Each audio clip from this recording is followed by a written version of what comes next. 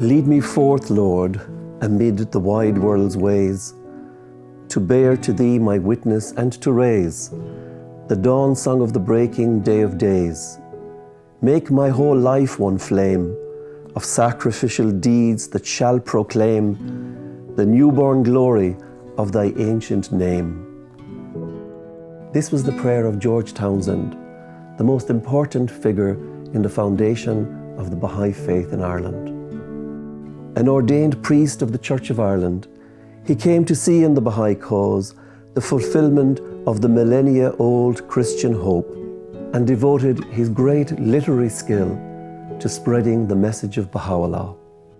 After some decades of service, he formally renounced his clerical position, writing to one bishop in America, "My motive is to be loyal to Christ as I know Him.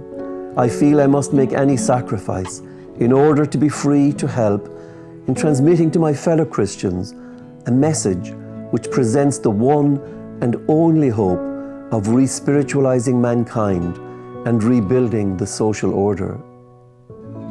The answer to his prayer, his longing to raise the dawn song of the breaking day of days, would be his lasting legacy to the world.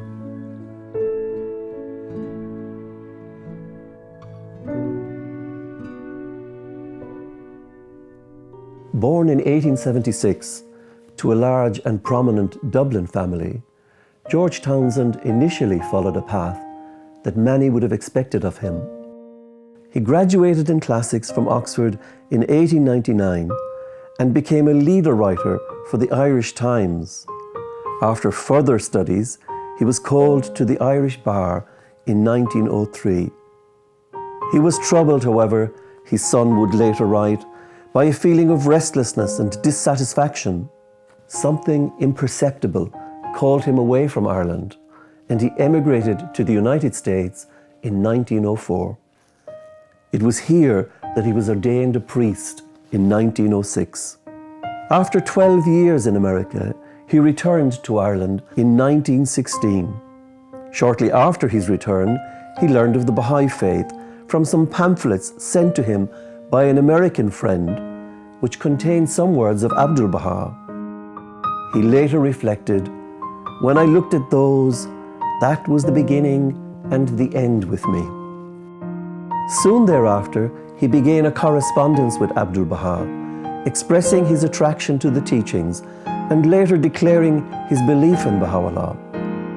In his letters to George, Abdu'l-Bahá addressed him, "O thou who art thirsty for the fountain of truth, O thou illumined soul and revered personage in the kingdom, it is my hope that your church will come under the heavenly Jerusalem." George took this as his mandate.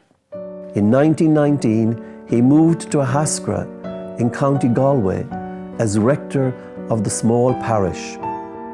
It was here he would work for many years, endeavouring to awaken his fellow clergymen and church community to what he believed to be the fulfilment of their most cherished hopes. He was later elected a canon of St. Patrick's Cathedral in Dublin and became Archdeacon of Clonferth. Abdu'l-Bahá passed away in 1921 and appointed his grandson Shoghi Effendi as guardian of the Bahá'í faith to carry on the work of building and guiding the Bahá'í community. This was no simple task. Beyond the administration and leadership of a growing worldwide community, the guardian also took on the task of translating the great body of writings of TheBáb, Baha'u'llah and Abdu'l-Bahá from the original Persian and Arabic into English, so that they could be widely disseminated to a growing community of Western believers. George was one of a trusted few in Europe, along with Lady Blomfield in London, who would receive manuscripts of English translations from Shoghi Effendi to be reviewed and to offer suggestions. Though committed to his duties in the church, George devoted much of his time and energy to assisting the guardian in this work from a distance. And so, throughout the years, long before the internet and long before the postal system was very efficient, Shoghi Effendi would send those manuscripts of the first renderings of gleanings from the writings of Baha'u'llah, of the Epistle to the Son of the Wolf, and others to George Townshend, to the rectory down the road, and George would work on them and send them back. The Guardian, having thus made a larger body of scripture accessible to an increasingly global Baha'i community, began to see the need of expanding their understanding of their shared heritage with believers in the East. The story of the Báb and the heroic souls who embraced and gave their all for his cause in its earliest days was somewhat shrouded in mystery to the early believers of the West. Having for the most part come to their faith through contact with the magnetic personality of Abdul Baha, the lives of the Báb and Baha'u'llah stood at some distance, both historically and culturally. Accounts of the early days of the faith in English were scant and varied, and so the Guardian embarked on the ambitious project of translating one of the most complete and comprehensive histories of the faith written in Persian, known as Nabíl's narrative. Nabíl-i-Azam became a believer in the time of the Báb and was a close companion of Baha'u'llah throughout his exiles. A talented poet and historian, Nabíl compiled his narrative from a vast array of first-hand accounts, many from the letters of the living and other contemporaries of the Báb and Baha'u'llah. Shoghi Effendi's translation of the first part of Nabíl's narrative, covering the life and martyrdom of the Báb and the years immediately thereafter, was published in 1932 and gave the Bahá'ís of the West a new foundation upon which to build their identity as believers. To George Townshend, as before, he turned for suggestions and also to prepare the introduction, an indispensable bridge from 19th century Persia to those reading in English nearly a century later. George writes in the introduction, "The main features of the narrative speak a language which all may understand, but it is not easy to appreciate how stupendous was the task undertaken by Baha'u'llah and his forerunner without some knowledge of the condition of church and state in Persia and of the customs and mental outlook of the people and their masters." To help bridge that gap, in the introduction, George seized upon the episode of Dr. Cormac, the young doctor of Irish descent who met and treated the Báb in Tabriz. This unique meeting between the Báb and a European contemporary seemed to George to be of great significance and potentially of much interest to people in the West. Citing Cormac's favourable impressions of the Báb, George writes of that episode in his introduction. Such was the impression made by the Báb, and as far as the influence of his character and teaching have since spread through the West, no other record is extant of his having been observed or seen by European eyes. His qualities were so rare in their nobility and beauty, his personality so gentle and so forceful, and his natural charm was combined with so much tact and judgment that after his declaration, he quickly became in Persia a widely popular figure.